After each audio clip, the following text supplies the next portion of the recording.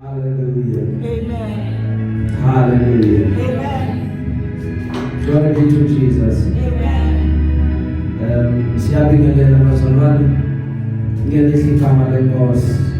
Sibonga ukuphumelela kwenu. Hallelujah. Amen. Sibonge nalabazalwane abasibamba online ngelihle igama likaJesu.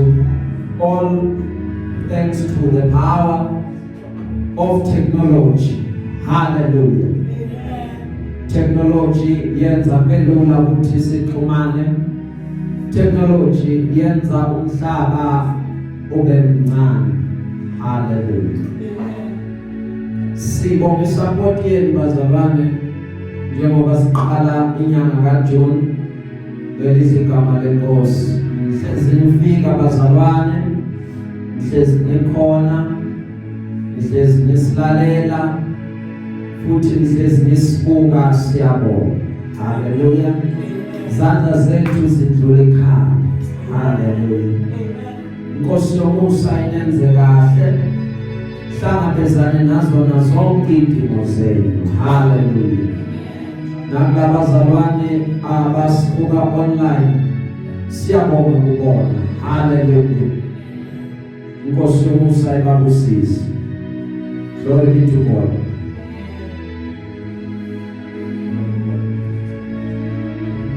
Izwi lanamhlanje libekile enhliziyweni yami bazalwane ngithema bheka uhlela kwahlala lona. So I would like to share what's in my heart just for today. Glory be to Jesus. Ngizothi namhlanje ngesizulu ukholekile othembisayo. Hallelujah. Ngizothi yebazalwane khona banga basiphindeni bazalwane ngizothi namhlanje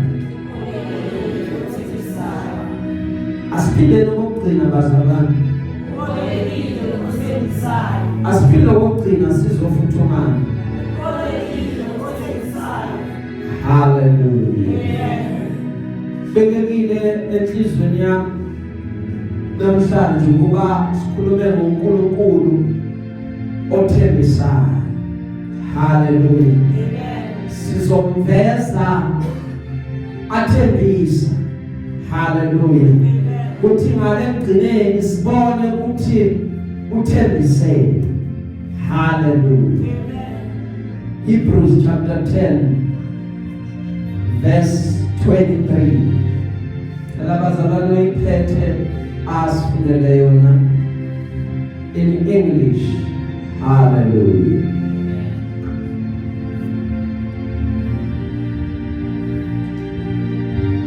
Hebrews 10 verse 23. Let us hold on firmly to the hope we profess, because we can trust God to keep His promise. Hallelujah. Amen. Igama ngifuna ulibambe lapho lithi let us hold firmly. Hallelujah. Athele sizwe lasikho. Incwadi yamaHebheru chapter 10 verse 23. Masibambisise isivumo sethemba lethu singaxeki, ngokuba ukholekile lowo owethembisayo. Sesiphindele sisi. Verse 23. Masibambisise isivumo sethemba lethu singaxeki, ngokuba ukholekile lowo owethembisayo. Hallelujah. Wenze njalo uthembisayo bazalwane. Sizovala namehlo umzalwane yedwa sikhulekele.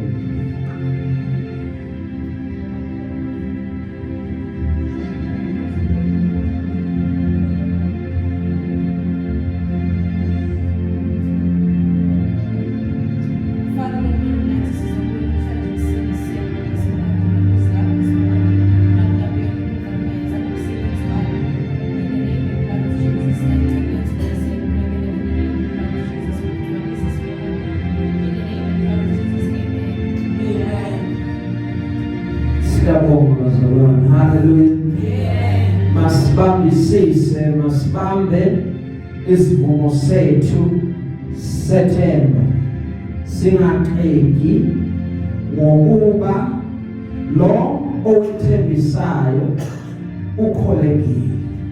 Glory be to Jesus. Amen. Let us hold firmly to lo esithembele kukona ukuba lo othembisayo he is faithful. Ngifuna ukuveza namhlanje uNkulunkulu osibizile ukuthi lo uNkulunkulu osibizile uthembekile. Konke akushilo uyakwenza. Whatever he has said, he makes sure ukuthi that thing comes to pass. Alikho nelodwa izwi lakhe elingenzeki. Once lavela kuye, you can rest assured ukuthi lo akushilo it shall come to pass. Akakhulumi maqeda angenzi. Nalapho sesingasakholwa thina, but yena uyaqhubeka athembeke. Kuthi thina sesihambe sahamba samdela samjikela sangasathembeki yena, but yena uyaqhubeka athembeke. Yingakho lithi iBhayibheli imvililanga uyalikhanyisa kwabagodli naba-ungodli. Ilanga uyalikhanyisa kwabakholwayo nabangakholwa. Ilanga uyalikhanyisa kwabalungile nabangalungile, because he remains a faithful God. Ngoba akakwazi ukuthi angasathembeki. Noma thina sesihambe sambona ngazuthi akekho, yena he continues to remain faithful. Yena akakushiyi, yena akakudeli, but wena odecidayo ukuthi ngiyasuka kuNkulunkulu, even if usuka kuyena, yena he remains faithful. Uthi obhala kahle ngokuba uJehova wakhuluma maqeda wabakhona, wayaleza maqeda wama lokhu akuyalezile. Yebazalwane, uNkulunkulu uyalimela izwi lakhe. Izwi wathi walikhipha, izwi lakhe line assurance, izwi lakhe line promise. Uma bengizokhuluma ngolimi lwabantu bengizothi izwi lakhe line guarantee. Uma wathi laphuma kuyaziwa ukuthi lo wethiwe liyokwenza, rest assured it will accomplish what it has gone out to do. That is why athe ithina nathi sine power yokuba sikhuluma izinto, ngoba lithi iBhayibheli you shall speak a thing and that thing shall be established. Once you understand the power that is in you, angeke nawe uze uzithathe light. Lithi iBhayibheli umprofeti wathi umekhuluma angeke kube khona imvula koze kubuye umshongile. Hallelujah. Wathi umprofeti akathanga, God said what? There shall be no rain kuze kubuye umshongile. Mhlambe before ngena kumprofeti ake ngiye lapha kuJoshua. Lithi iBhayibheli uJoshua wakhuluma nelanga, wathi langa manana. Maqeda lithi iBhayibheli lami langa azange lizinyakaza. Hallelujah. Azange lishintshikhala, azange lalokhu limini. So the prophet understood the power in him. What? There shall be no rain until I come and declare again, ukuthi rain is coming. Then uthumela incwebu yakhe uGehazi uthi hamba ubheke for 7 times. After sebathandazile, umeya uyabuya uthi akunanexo, umeya uyabuya uthi akunalutho, umeya uyabuya uthi okwesi-7 wathi I see clouds gathering. Wathi ngibona amafu alingana nenqindi, alingana nesibhakela. Lithi iBhayibheli wathi yimvula enkulu kabi. hamba utshelwa ahambe ukuthi alungise inqola yakhe bese uyahamba so that imvula ingazokuvalela ngoba mina the prophet of God has come back to declare ukuthi rain is coming. Hallelujah. uNkulunkulu wethu bazalwane kuyena akukho ukuguquka nasithunzi sokuphenduka. What he has said uNkulunkulu wethu uyakwenza. uNkulunkulu wethu akajiki. uNkulunkulu lo sihamba naye akafani nomuntu kuba angaqhamba amanga, akafani nendodana yomuntu kuba asole. Lithi iBhayibheli akayikusho angayikukwenza, akayikhuluma angayikuphumelelisa. Konke that uNkulunkulu has declared, uNkulunkulu wenza make sure ukuthi uyakulandelela ukuze kwenzeke. While ngisakhuluma ngifuna ukuqonda ukuba uNkulunkulu speaks the end from the beginning. Zithi izinto zingakapheleli but uNkulunkulu already seyazi ukuthi izinto ziyogcina kanjani. uNkulunkulu uyafana nalabantu abaphathi plan yendawo. Thina singathi sindlula sibona isiganga but kube khona umuntu obona imoto. Singathi thina sindlula sibona isiganga kube khona umuntu osebona indawo isitoro azoyakha lapha kamaroom maqeda qhashisa. Sithi masibuya sithi hawu lesiganga ngoba abanye abantu bebalahla kusamaphepha namhlanje sesibiyelwe sekwenze njani. Kanti already umuntu seneplan lokuthi lesigaba siyogcina kusogcina kanjani.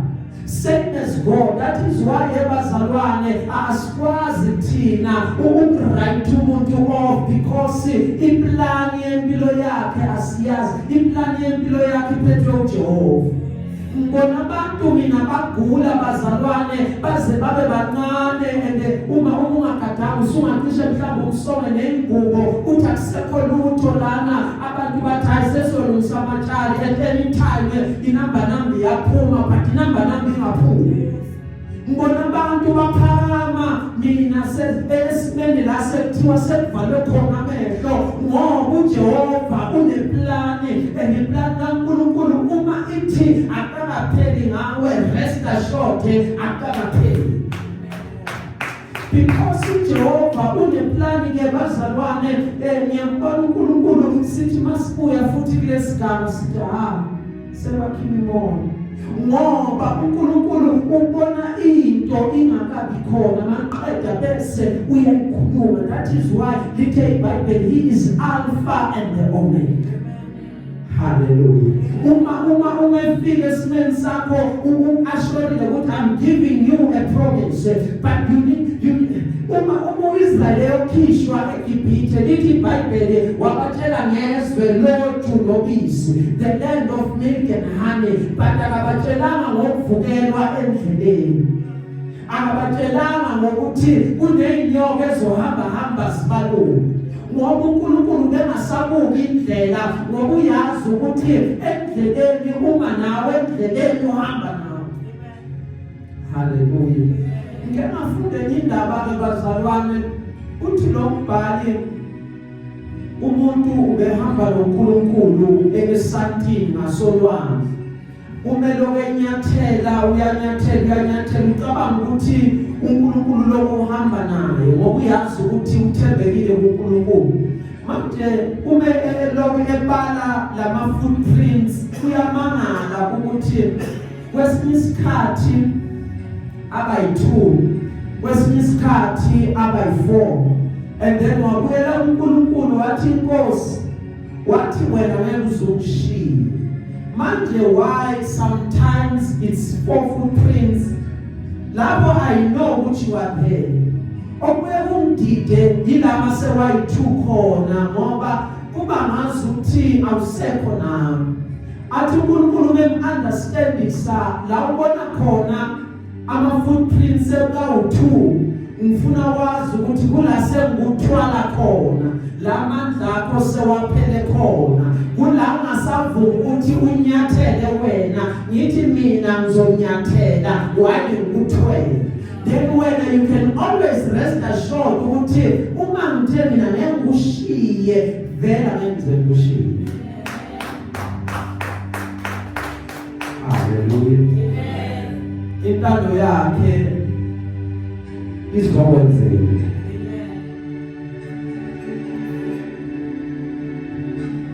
Into engiyithanda ngokukhonza uNkulunkulu bazalwane naye ukuthi noma abantu bangavala kanjani, noma abantu bangaphikiswa kwakhe, but uma kunentando yakhe, uma kunecebo lakhe, lizokwenzeka.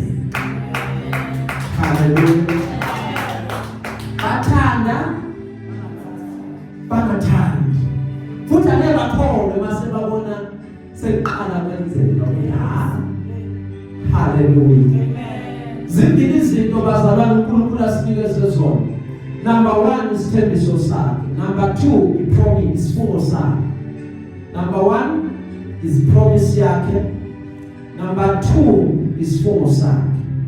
Ngazo lezi zinto siyathola ukuthi uNkulunkulu ngeke aqamba amanga.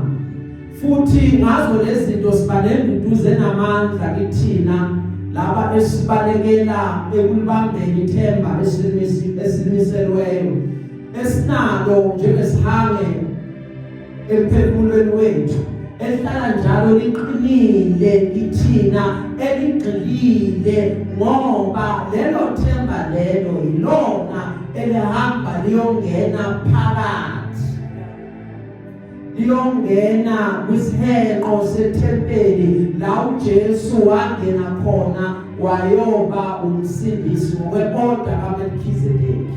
So ihope yethu iphakathi kanye noKristu. In other words, ithemba lethu likuKristu, ukuthi uKristu uyithemba lethu, ngaye konke siyaqonda.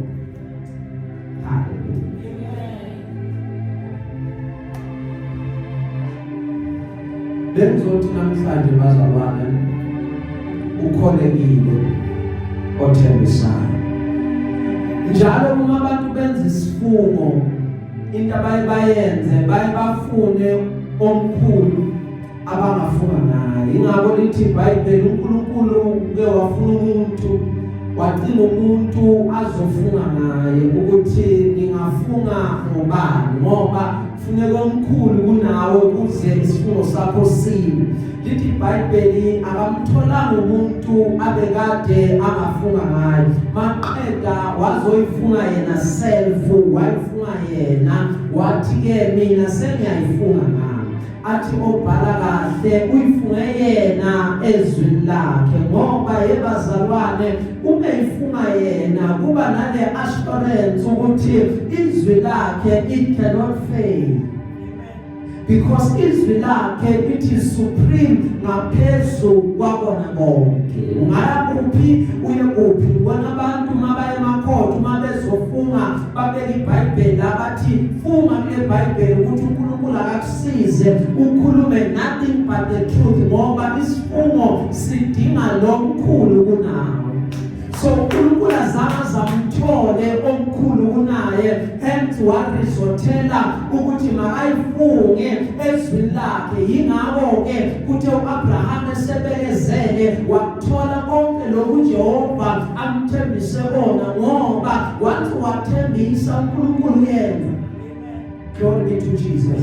Ngifuna ukuthi ucabange izinto inkosi ekuthembise zona ukuhlala bese uyayikhumbula ngoba kule season esingena kuyona isizini yokuba zonke ithembiso bese inkosi iyayiveza. Asikho nesodwa isithembiso senkosi esiwela phansi.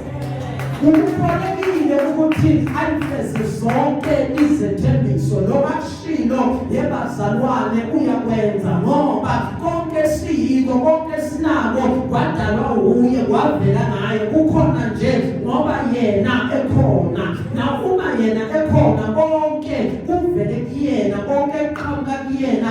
Akukangeka kwazi ukuthi akasinikezi kona ngobani unezinto zonke. Yingakho ngimthanda mina as a source ngoba yena uyile source engaphelelwa. Abanye abantu amasource abo ayaphelelwa, izinto zabantu ihamba inqamuke ziba nama limitations, but ukuhamba nenkosi assured ukuthi lamanzi wakhe awapheli lawanika wona. Ingakho uma uJesu efika kuloya mama athi kubucele mina amanzi uzophuza kimina maqedwe ungaphinde wome ngoba lamanzi once uphuza kulamanzi awuphindi unxanele ezinye izinto. Once uphuza kulamanzi kuba umthombo ogobhozayo forever and ever. Lamanzi enza ukuthi ungabi thirsty for any other thing. Why? Because we have drank the living water. Over the manzi, they are living. It is not just water, but it is living water. I appeal the manzi and power That is why I would rather have God ngibe nezinto ezivela enkosini, for I know into evela enkosini. Wakhulumizwe maqeda wabakhona umhlaba usekelwe Yesu lakhe. Ayikho into bazalwane ekhona inkosi engahluleka ukuyenza. Ake ngikhulume nawe ke, ayikho into ongayicela enkosini inkosi ihluleke ukukunika. Hallelujah. Amen. Glory be to Jesus. Amen. Fanele sike siyohlola ebazalwane nangendlela esithandaza ngayo. Hallelujah. Siyohlola nangendlela esikhuluma ngayo. Sometimes sigcwala ama-complain kunokuba sigcwale umthandazo. Sometimes sigcwala ama-complain kunokuba sigcwale amahubo. Hallelujah. uNkulunkulu sengingamqaphela ebazalwane uyafuna ukuthi ukumdumise kakhulu uma kubheda kakhulu. Inkinga zakho zingaqhamuli indumiso yakho. Hallelujah. Umdumise la ngabonakala khona kunento eqala besiyenzeka. Hallelujah.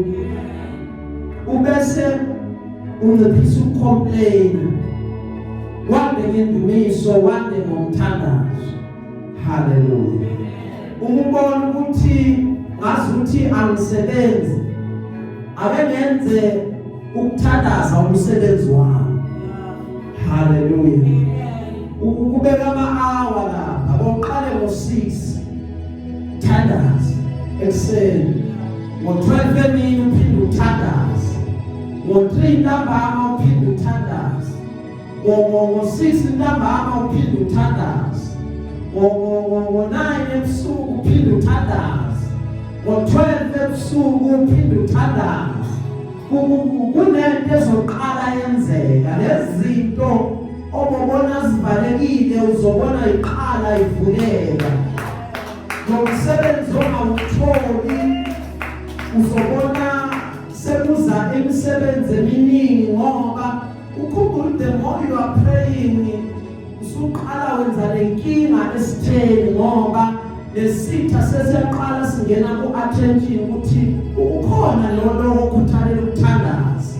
So ukuthi awunawo umsebenzi uyobona uNkulunkulu bese ehambela akuphi umsebenzi. Hallelujah. Because you are reporting to God for duty and on time. Hallelujah. Uzobona yonke into yakho iqala ivuleka bese uthi baba ngiyabonga ukuthi inkosi soyenzile. Hallelujah. Ungabi mningi la complaining but divert your attention ngoba ukholekile nothembisayo. Why ngitshela lo yingoba uthe okhulumayo wathi uma wena ukhuthalela okwakhe yena unaka lokho kwakho. Hallelujah. Angeke kiyeke wena usanake lokho kwakhe. When the more you move into yena he becomes into you. Ingakho athi Jesu ekhuluma funani iqala umbuso kaNkulunkulu nokulunga konke khona konke kunye kuzonezela. Ngoba lezi zinto lezi sigijimisayo thina kahle kahle ama-addition. Once athola umbuso sithole yonke lento. Hallelujah. Izwi uthe umelikhuluma kuye kwabakho konke kwalandela izwi lakhe. Ingakho ke namhlanje umekhuluma ukhuluma njengokusho kwakhe. Izwi lakhe bazalwane aliphuthi aliphazama kuyele emuva lihambaza lifeza konke akushilo konke izwi lakhe lenza make sure ukuthi it is carried out ukuze kudumiseke igama lakhe ukuze abonakale njengoNkulunkulu omusonini nanini umlilimandla onke. At any given time, he shows up as God. Ukuze bonakale ukuthi uNkulunkulu unamandla onke. Glory to God. Ukholekile owethembisayo. Lokushilo yebazalwane uyakwenza. Ingakushilo ukuthi noma wena udabule emanzini amaningi yena akayivuma ukuba akukhukhule lawo manzi uzoba nawe. Ingakushilo ukuthi noma uhamba esigodini sothunzi lokufa akayikushiya uyoba nawe. Ingakushilo ukuthi angeke azakushiya angeke azakudele angeke avume ukuthi unyawo lwakho lushelele. Ingakushilo ukuthi uzoba nawe noma udlulelane lwabahlokasi ungasabi lutho ngoba inkosi inawe inkosi yakuvikela. Ingakushilo wathi uyoqaphela zonke indlela zakho aqondise ukunyathela kwakho awuyuhamba la yena anga-appruvanga khona la uyohamba khona. It is because it is God's approved. Maqeda kudlulisele ngaphesheya. Ingakushilo wathi niyoze niguge solo ngithwele. Ingakushilo wathi solo nginguye onginguye ongikhona othembekile ongashintshi ongaguquki from generation to generation. He remains a faithful God. Bonke abathembela kuyena bayalondeka bayagcineka ngoba yena ukholekile ukuthi abagcini akashintshi. Ithembiso zenkosi bazalwane zinguyebo. Amen. Kahle kahle akekho hayi. Hallelujah. Amen.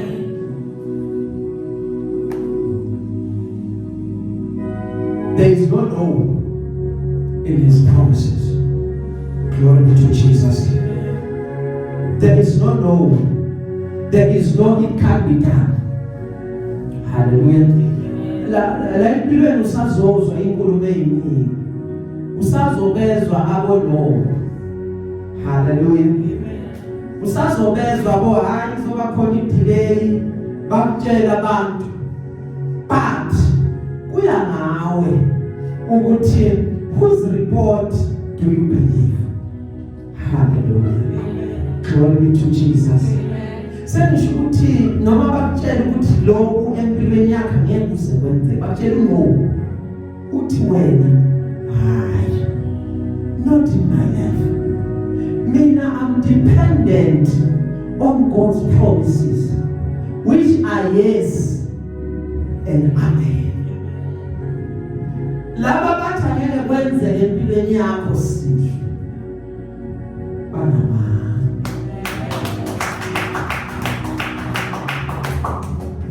Hallelujah. Wena ukuletha le ndalama ngiyabezwa bayakhuluma bathi angeke kwenzeke.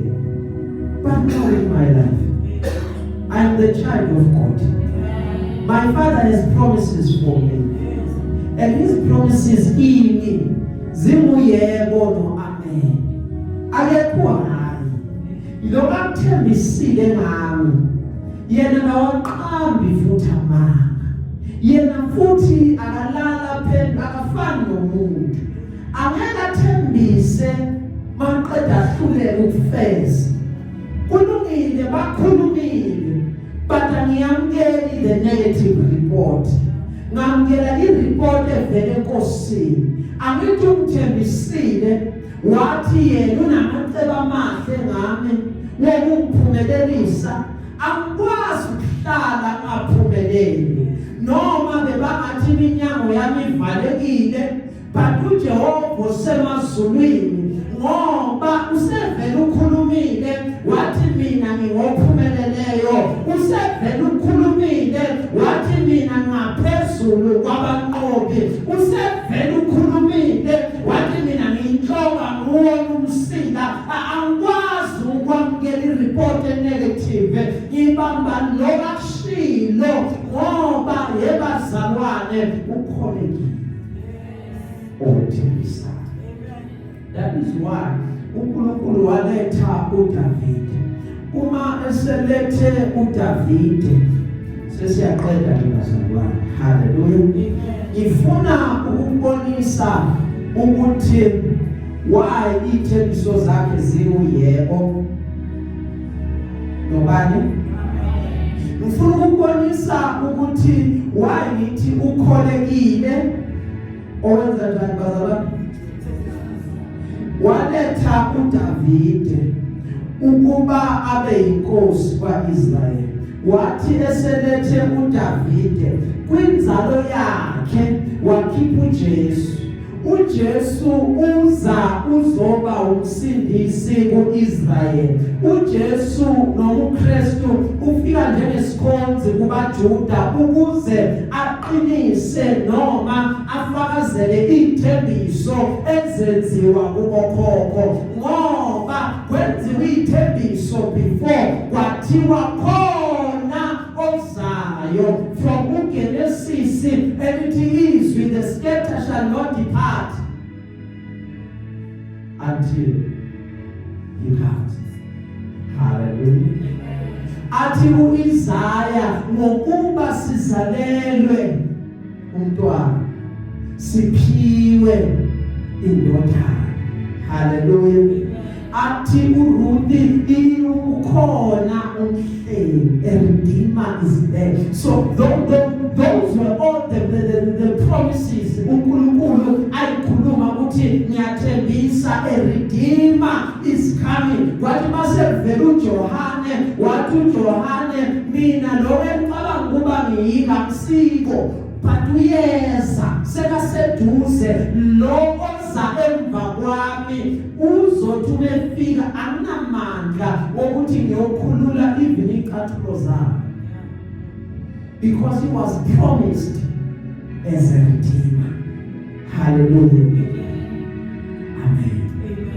Nabo ana bathi mabahlela phethempelini balinde umsindisi. Hallelujah.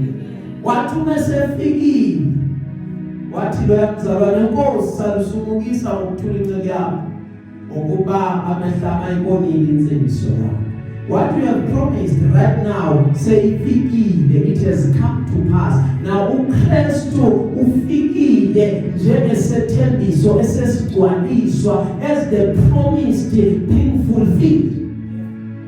Yingakho ke yebazalwane ngizothi kinina ukholekile okwethembisayo ngoba waqinisekisa ukuba the promise is coming, the child of the promise is coming, the redeemer is coming, the savior is coming until uKristu azafike. Uma sefikile uKristu kwagcwaliseka isithembiso sakhe. Yingakho noKristu uthi umehlala ekhuluma athi mele kufezeke konke lokubhaliwe phansi ngoba imibhalo ngeke kuba ifezeke lebhalwe phansi ngoba ukholekile othembisayo ubengeke abhale kanti angeke azakwenze ubengeke abhale kanti uzohluleka ukufeza thembisa lakhe ukuba ukholekile othembisayo ngoba lokakushilo uyakwenza uyakufeza. Yingakho noma ukhuluma naye ubambisa izwi lakhe ukuthi bakushiye ezwini lakho uyoba ngalendlela yena uNkulunkulu omfuyele nezwi lakhe yena uNkulunkulu ongawaqamba amanga uyalazi izwi lakhe uzobona bese sekalenza ngokukholekile ngithembeke namhlanje ukuthi lokakushilo uzokwenza empilweni yakho kuzokwenzeka haleluya ukholekile othembisa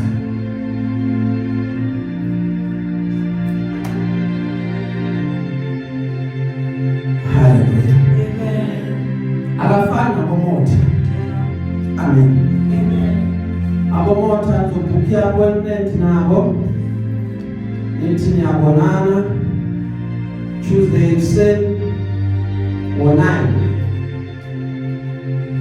umoto akhipha isandla ekuseni engube ngathi athi hayi uyabantu ngizeni isandla umoto athatha ifoni apresse lapha athi ecele ukubambekile makuvele into la ashadonsa ingubo abuyela la haleluya akafani nabantu ngokukhulu because abantu bayiprioritize into zabo bakhohle ukholekile othembisa kunomuntu lapha zabantu dala thandaza namuhla uthiwe kuwele ukuthi ngizokutshela ukuthi imkhuleko yakho yeminyaka uNkulunkulu uzoyiphendula haleluya thandaza ngiyazi thandaza eminye imkhuleko sewuze wayikhohlwa uze waphela amandla ubona ngazi ukuthi uNkulunkulu ngazi ukuthi uNkulunkulu ama-favorites ngathi Jehova uyakhetha ngathi uNkulunkulu akangiboni ngathi uNkulunkulu akangizwa ngathi loba bekakusho wakungenzeke empilweni yami nembuzo eminingi but ngizothi kuwena namhlanje uJehova will answer all your questions hallelujah uNkulunkulu akakhohlwanga ngawe simo sakho inkosi sibonile Jehova uzophendula Jehova uzwile ukukhala kwakho Jehova ubonile ukushayela kwakho wehlile ukuthi azokhuluma nami uzohleka njengalaba abahlekayo I understand ukuthi sesibeside lesikhathi but nawe uzojabula injabulo yakho isiseminyaka uthi obhala iBhayibheli weeping may endure for the night but joy comes in the morning bekuzothi kuwena namhlanje your joy has come sekusile nawe yakhiphile njengoba kwabanye bekhanya nawe yakhiphilo ukhanya sekufikile njengoba sekufikile angeke uzuvimbeke lindela-ke inqwaba yezibusiso ziyeza ngoba uJehova umenza into wenza ngazuthi uyabukisa uNkulunkulu bazasikhonza uNkulunkulu wesikhathi uNkulunkulu uma umesebenza into uzothi ubheke lokhu lenyanga uthi uthola nabo akuphinde kule nyanga elandelayo kunike nabo uthi ubheke lokhu ufike nabo ngobani uNkulunkulu sekabheke ngakuwe haleluya ziyashintsha izinto empilweni yakho namhlanje uzobemezela a complete shift and a complete turnaround nalamandla bese waphele khona you are moving from endaweni ephansi uJehova uyaphakamisa uJehova uyusa izinga lakho haleluya abantu abebakwazi abayophinde bayokufanisa bayothi ngazi ukuthi uye lo yabantu uJehova sekunento ayenzile hallelujah glory be to Jesus masakhali kakhulu Nkosi ezweni. Mbonge-ke manje ukuthi Baba, ngiyabonga ukuthi imkhuleko yami izwakele. Dala ngikule ndawo emnyama engabonakali engenakukhanya. Ngiyabonga ukuthi my light has finally come. Lapho engabonakali khona sengiyoqala ngibonakale khona. Lapho engangeni khona sengiyongena khona. Lapho engafuneki khona sengiyofunwa khona. Akukho okuyoma endleleni yami. Bekuzothi bazalwane sengisuka la kholekile othengisa. Mthembe ungazangazi. Kumele indodana yakhe ukuze ngendodana yakhe uzogcwaliseka zonke izithembiso awazenza ithina. Ngendodana yakhe sinokuphila. Ngendodana yakhe sinamandla. Ngendodana yakhe sinokuphelekiswa. Konke kwethu kusendodaneni yakhe. Hallelujah. Glory to Jesus. Shall we stand, bazalwane? Siqedile. Nkosi yomusa enkosi.